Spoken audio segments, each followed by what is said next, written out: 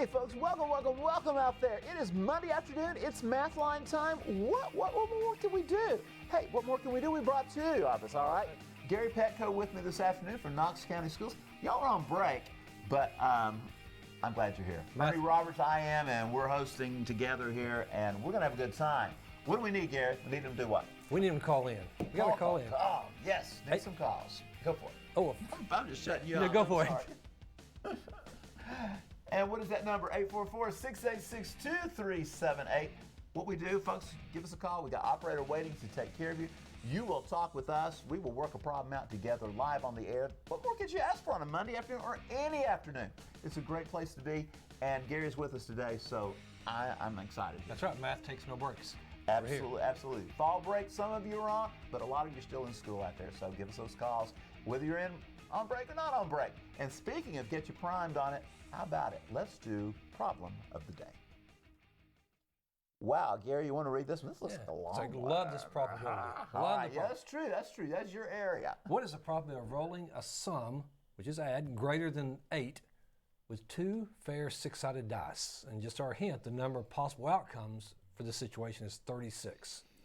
Okay, so we're going to base that probability on what we call the number of successes based on the 36, all right? Now, you know what I think I would like for us to do as we go and show how we're going to work through this thing?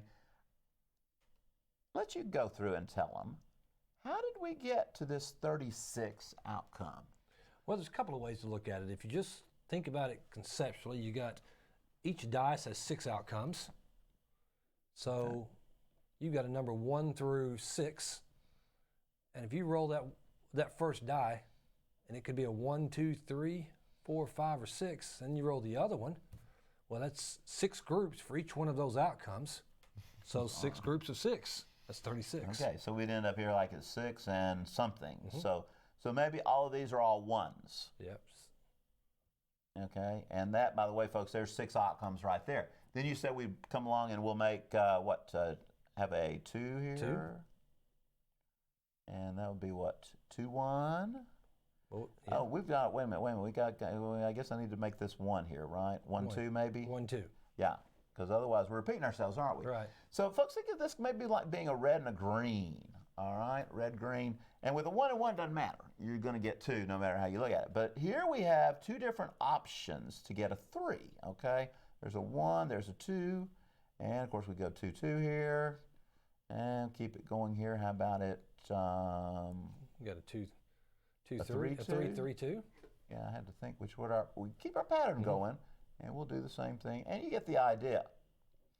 Now, we can go down all the way down here to eventually get to where? 6 and 6. So really think about this, 6 across, 6 down. It's kind of like a little area look. That's 36. Right? There's 36 total in this crazy space. So, everybody believe us on that? Of course you do. All right, good. Now, what we're going to do is we're going to go and figure out how do we get greater than 8. Now, that means, no, we do not want it to equal 8, right? So, we're looking at getting a 9, a 10, 11, or a 12. And a 12, all right, or a 12. So all of those, we're going to add together those possibilities. So let's go back and think about them. First of all, we know we have 6 and 3. We just mentioned that. And maybe 6 and 4, 6 and 5, and then a 6 and a 6. Well, there's 4 options right there. Mm-hmm. Kick along here. Now, what happens? Let's put a 5 there. And we have a 5 and a 4. And we can do a 5 and a 5. And while we're at it, why not a 5 and a 6? 6. Because remember, it's like red and green, my friends. So there's 2 options right there. They are not the same roll, because we're specifying those 2 die. All right, now let's go one more step. How about with a 4 starting? I'm starting to see a pattern right here. It's kind of like, are we going to play bowling here? 4 and a 5. All right, how about 4 and a 5? There's a switcheroo right there. Yes, they're both important, my friends. What's next? Yeah, 4 and a 6. 4 and a 6. And I think we run out of options with the 4s, right? So there we go. Because 4 and 4 ain't going to fly. That's it. So one more. What's one more that I got to do here? How about a 3 and a 6? So listen, I've got a 1, 2, 3, 4. We do have a pattern going. I think you mentioned that. And if you were to straighten these up a little bit, we could look like we were playing bowling, Could be right that, down yes. there, Little make a nice pyramid. triangle, pyramid look, yes. But there are 1, 2, 3, 4, 5, 6, 7, 8, 9, go for 10. 10. Answer's 10. 10 out of, and we gave you that hint because we got to put it over 36. Okay, there's 10 outcomes, 36. Reduce that, they're both even. So let's do a little divide by 2 action here. And I think we're going to get 5, and how about it, 18? 18. And life is good. I think it's important that you answered it because the answer is not 10. Because it did say what is the probability. Right. How many outcomes, or there are successes here, that's what we usually think of, successes divided by the total possible outcomes there. And that's your case. So you had 10 out of 36, which in the world of probability returns us down to there. You know what? I know we like to use the calculator real quick. Let's check this out. It's a division, right? 5 Correct. divided by 18.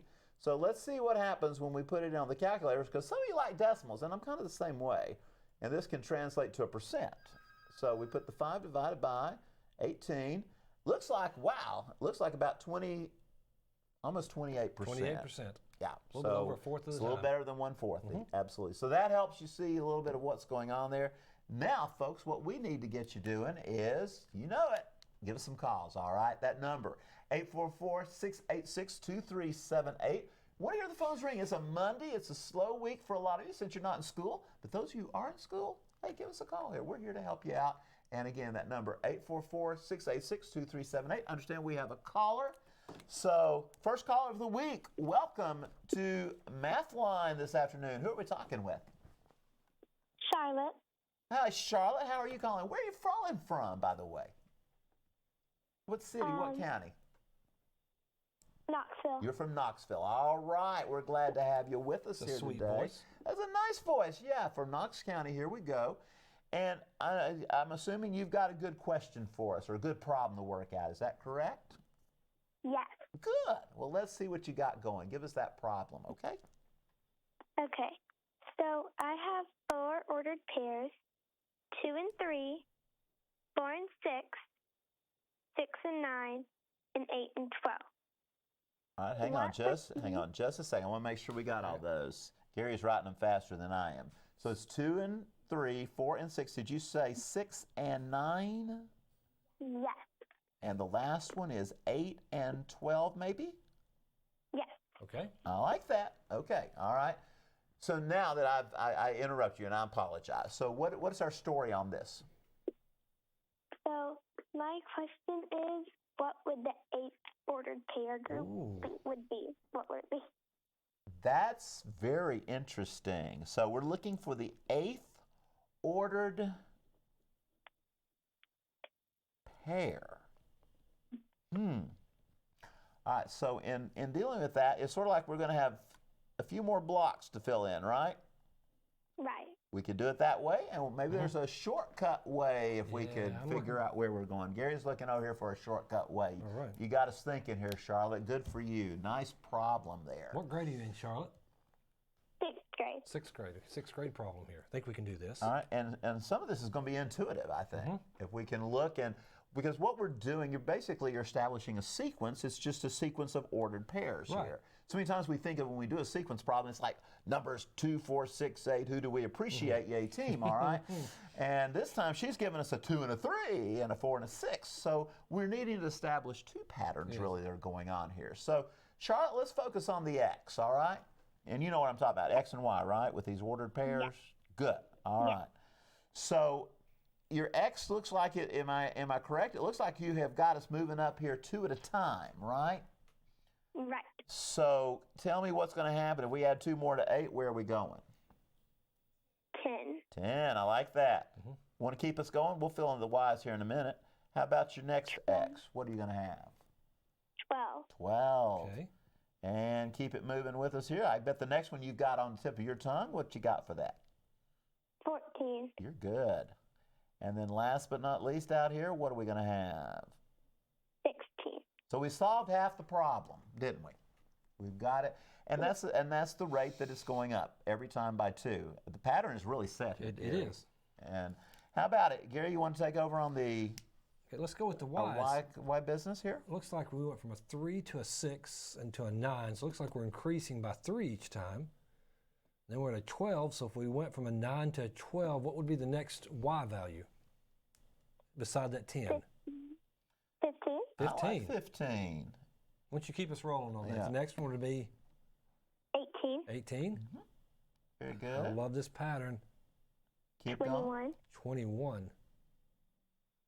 And the last one. 24. Wow. Okay. Now, you know, Gary, I'm going to say something about this little problem here. If we were to graph those points, I know what they're going to look like. Charlotte, what do you think they're going to look like if we graphed all those points on an XY axis, since they are ordered pairs? And connected the points. What do you think you'd have? Any want to venture a guess? I think there's going to be like a dot 16 faces to the right, then 24 spaces up. Uh-huh. So what I'm going to do is let's take some, because our grid doesn't get us very far here. Are you with me? Let's try putting some of these on the graph, okay? So we had what, 2 and 3? 2 and 3. Because all it takes is it takes 3 of these to make a pattern, right? Okay. So it helps if I put it in the right place. Good grief. 2 and 3. I doubt that's where that one's going to go. All right, Charlotte, what's our next one? 4 and 6? Yes. Over 4, and we're going to go up 6. Just like you said about the 16 and the 24. And then we're going to go to your next one, which was what, 6 and 9, I think? Mm-hmm.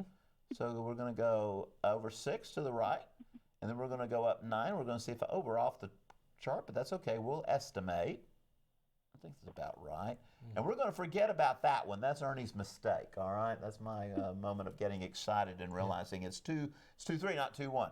So if we were to take, and there's Curious George where I need him.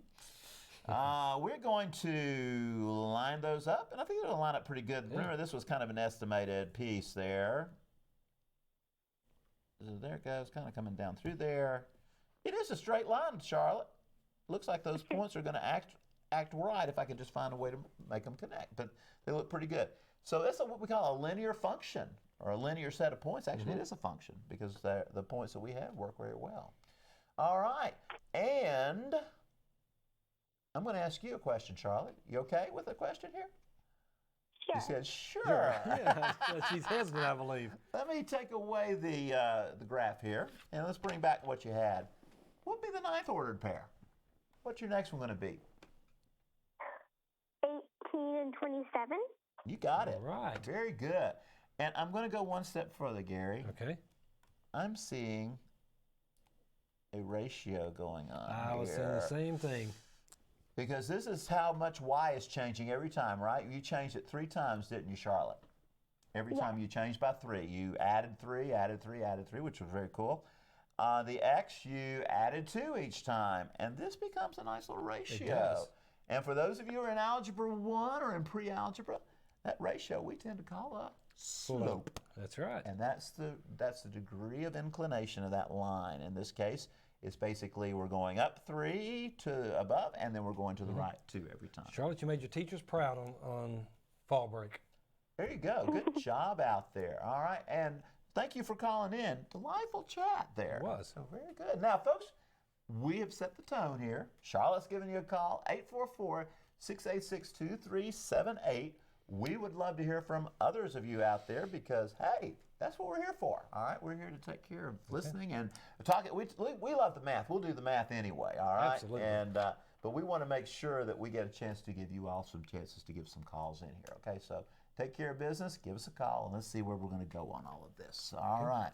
So let's see, Gary. I see another problem that's come through here that I think is an interesting take that's a good here. And we always think of repeating decimals as just being that, and sometimes we cut them off We do. and round them up. The calculator can only go so long, but they keep going on and on. So we have this nice little way that we refer to 45 hundredths with a repeating decimal. It's really not 45 hundredths. Nope. It's this with the bar over it, okay? And so you're saying, Ernie, was it supposed to be over both? Yes, it's a 45 business there. And what we want to do is get back to the fraction that this thing hailed from, that it came from.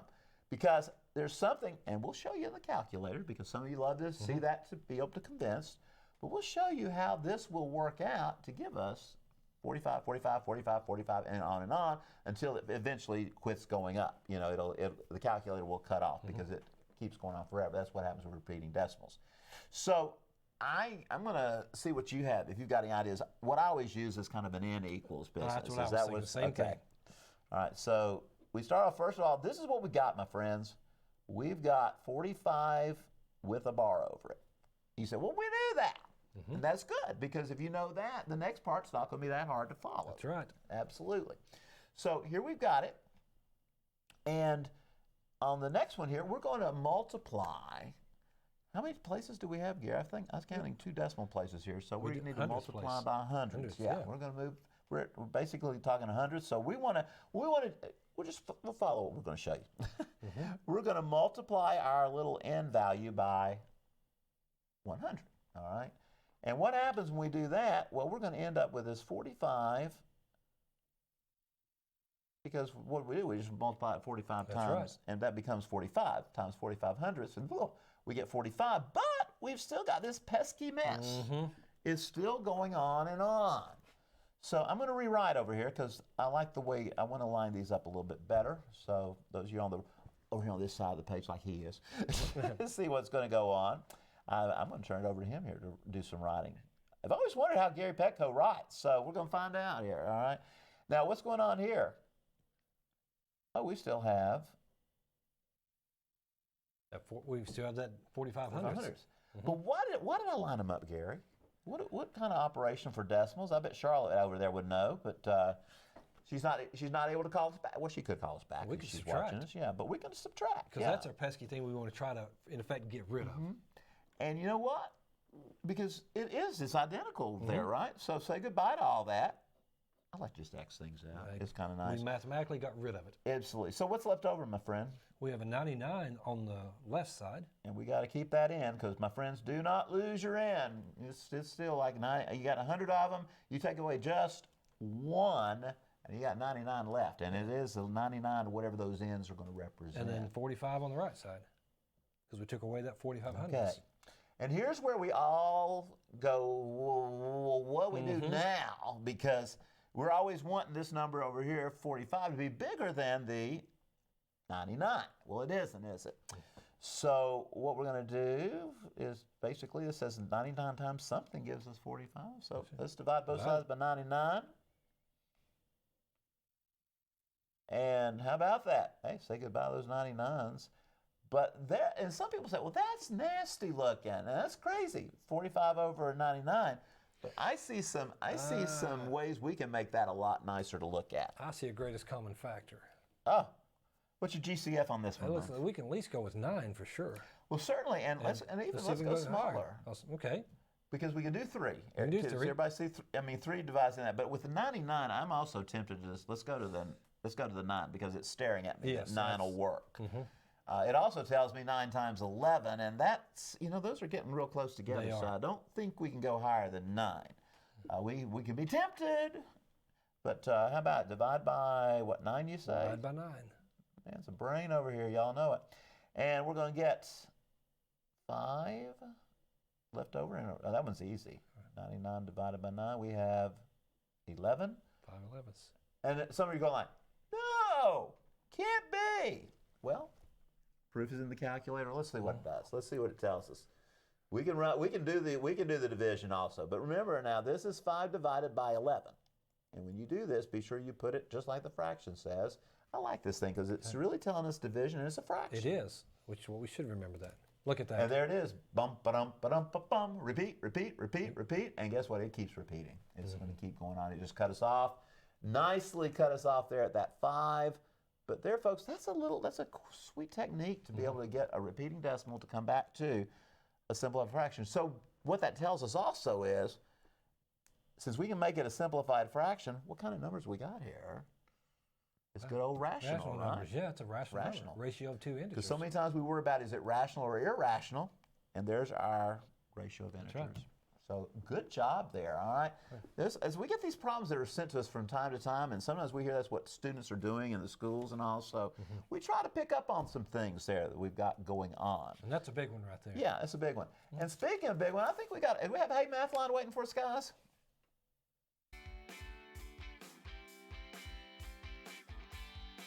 Hey Mathline, this is Christopher from Bearden High School in Knoxville, Tennessee.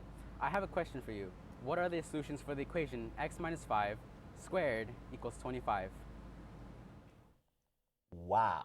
Okay, so that helps us see it a little bit better there, Gary. And, Yeah. and he did a very good job of articulating that expression, what we're looking at.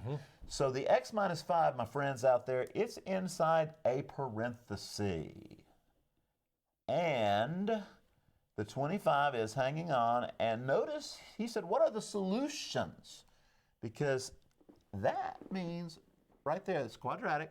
So Right. we've got to do what's best. It means there's going to be two answers There's to going it. to be two solutions. Should be two solutions. Now, some cases it might be a double root. In this case, sometimes I worry when I see something like this, but we'll find out. We'll find out. All right. I'm going to let you do one way, and then I'm going to do another, all right? And I'm going to let you go on this. I'm going to let you write over here. You Now, I would do rewrite the something, problem. and I there. might just Go add with a it. step that sometimes we don't often see. Okay. When I see a square and I think I've got to get rid of that square, mathematically I get rid of it with inverse operations, so I take the square root. That's the inverse of a square. Okay. And it's really nice because that 25 is going to square root out too. Correct. So you square root both sides is what you're saying, Absolutely. basically. Do you want me to Okay. do both? Do on this side? Hey, I'll let you work on your side, okay? Because so you don't have to squeeze over too hard. Okay. So if I'm When doing we that, share the space, it's kind of interesting. so if I've got that, and we take the square root of both sides. Okay? Now here's the part that's kind of confusing. Let me make that a little bit easier. So Okay. this right side, I want to square root of 25. That's 5, right? Yeah, but you've got, because we're dealing with this situation here, you've got actually more than one option, don't Well, you? here's one we add a step that a lot of times we don't see. Really, when I'm taking the square root of a square, that's really, I know it's hard to believe, that's really x minus 5, the absolute value of that. Oh, okay. And there's where I get my plus where you get your two. positive. That's where I Alright. get, that means that's, and then when That I makes clear total those, sense, yeah. that's a plus 5, a positive 5, and a negative 5. Well, and now it's really pretty easy to look at. Right there, gets it right from there. So, Go ahead. Go ahead, and I'll let you finish. So that means I've got two possible equations where x minus 5 equals a positive 5, or x minus 5 equals the negative 5.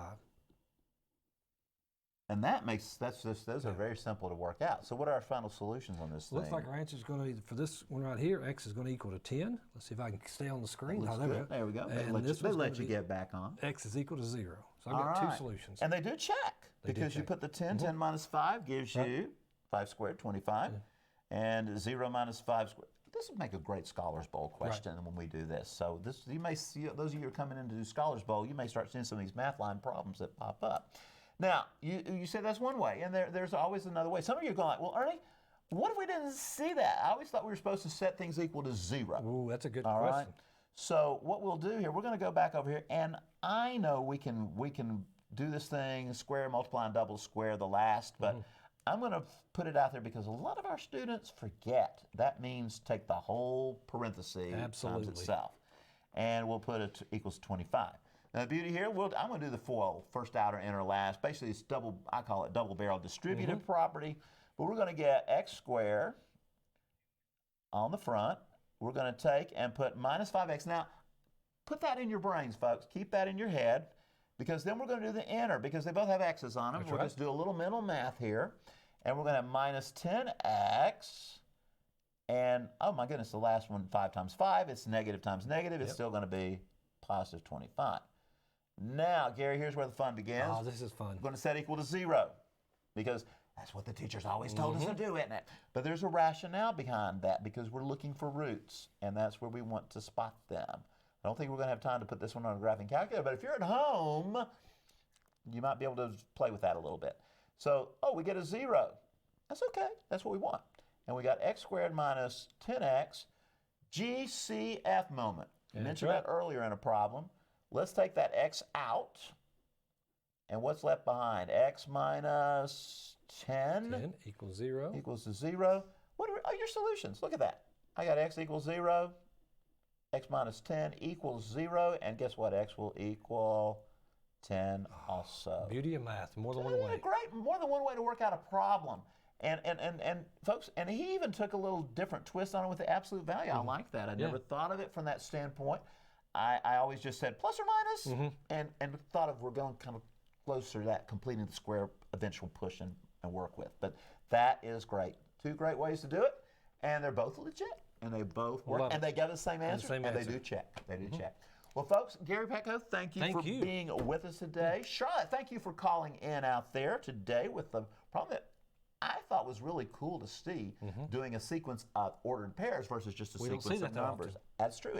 And really and truthfully, then we try to make an equation, so to speak, a linear equation out of that part. Right. But having the number pairs already, I like that. That's a good style problem there. And you know what? We're going to be back again tomorrow. Gary, you can't be with us tomorrow, right? You got some busy stuff going on. But I'll be back, and folks, we want you to be back, and we will be here through tomorrow and Wednesday, and we'll see you then.